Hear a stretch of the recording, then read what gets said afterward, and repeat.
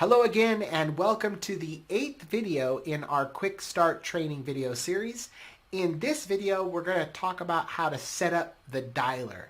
So all of the things that you've already done at this point, you're now ready to actually start dialing. So you just need to set up this dialer campaign and you're going to be off to the races. Now, setting up the dialer campaign is really simple, but I want to go through each individual setting that's available so you understand how these things work. There are more advanced settings that will be discussed in future videos, and I'll let you know during the process of this setup which ones we'll be able to skip. But for right now, we're just going to go ahead and get the basic settings of this dialer up so you'll be able to start dialing. So first thing you're going to do is you're going to select outbound. You're going to click on dialer campaign list, and you're going to click on new campaign. Now don't worry if you don't see any dialer campaigns that may not have been set up in your account already. So let's go ahead and click on that. And the first thing you're going to notice up here at the top is this option. It shows the different settings areas that we're going to be completing in this wizard. Now, in order to progress to the next section, you will have to click next. You can't just click up here and skip around. You have to click next. So you'll complete this section and then you'll click next and go to the next setting. So first, let's go ahead and name our campaign.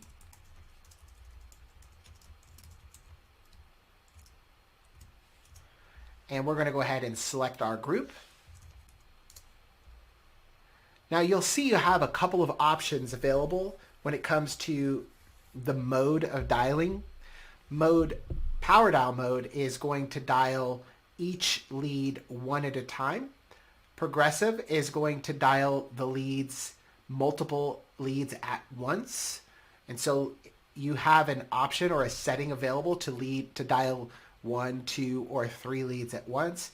And then the 3-line dialer will dial 3 leads at once, and you cannot set the speed. So my suggestion is to start off with the power dialer, especially if you have leads that are more responsive. The thing about the power dial mode is that you will hear each individual call that you're placing, the ringing. You'll hear when the person answers, and there's absolutely no delay. So that's one of the advantages of the power dialer. Next, you'll notice there are some options here for tags to dial in sorted order and tags to skip. We're not going to cover that in this video, but just know that you have options available here to select leads that you'd like to dial in a specific order based off their tag, as well as leads that have certain tags you can skip. We're just going to go ahead and cover that though in a different video.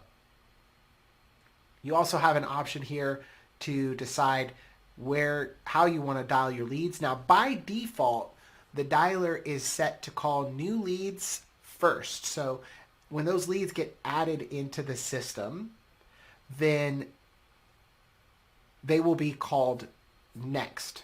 So if you're in the dialer campaign and a new lead comes in from one of your lead sources, that lead will automatically show up next in your dialer campaign.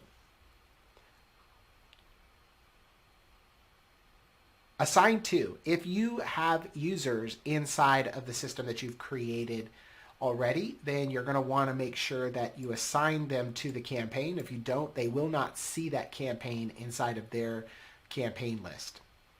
Maximum dial attempts is going to let you set the number of times that you want a contact to be dialed before they have hit the maximum. After they hit that number, they won't be attempted anymore, so they will not cycle anymore.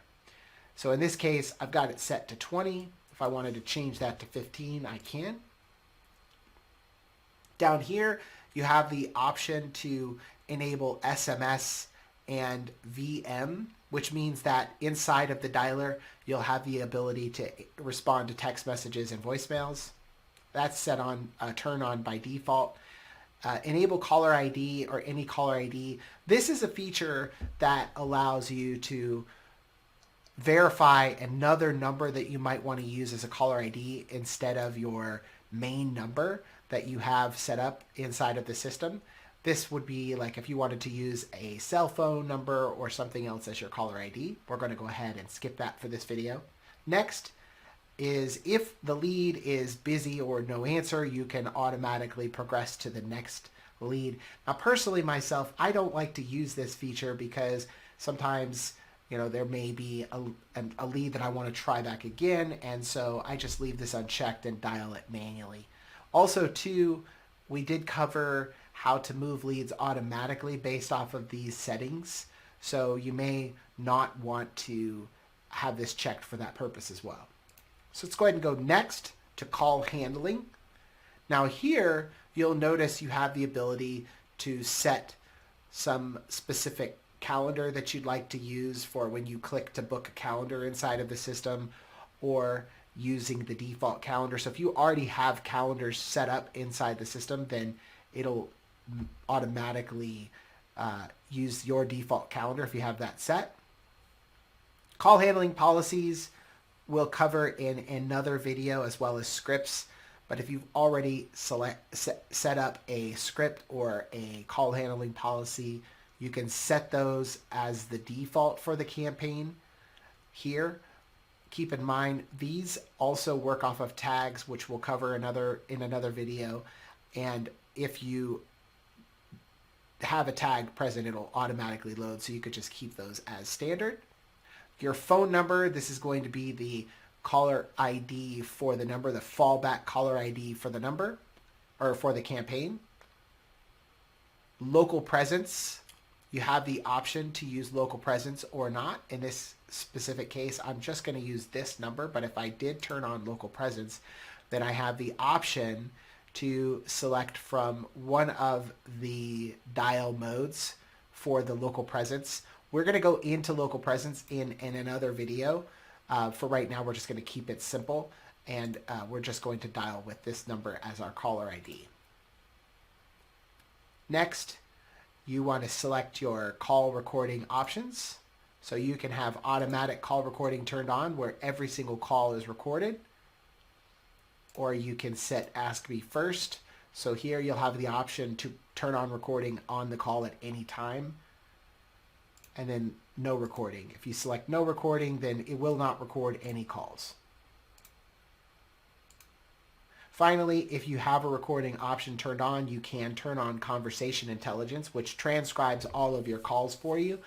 And in this video, we're not going to go into that into detail, but it will transcribe your calls, and it does cost a per minute rate for those transcriptions. Next is the call statuses. So you do need to make sure that any call statuses that you want to be available inside of the campaign are automatically, or they're selected to show up inside of that campaign. So you'll check the box here that says show folder on dialer, and then also select all of the options that you want to have available. You don't have to select the inbound. Same thing for lead details. If you have additional lead details set up inside of the system, which are your folders for your fields, then you're going to want to do the same exact thing if you have custom fields that you would like to show up inside of that campaign. We will be going more into detail on this in a future video. Workflows, this is also something that we're going to cover in advanced settings. The last thing that you need to do is select all of your time zones that you want to have available to be able to be dialed. Now, the way that the system is going to determine the time zone of the lead is, first, if you have the zip code on a lead, meaning if you have an address and that lead has a zip code, then we're going to go off of the zip code first. If there is no zip code, then we're going to use the area code for the phone number on the lead. So I'm going to go ahead and select next, and my disclaimer, accept my disclaimer, next and create. And now I have set up my dialer campaign. So that's it. In the next video, we're going to cover how to use the dialer and how to make phone calls inside of the dialer. So we'll see you in the next video. Thank you.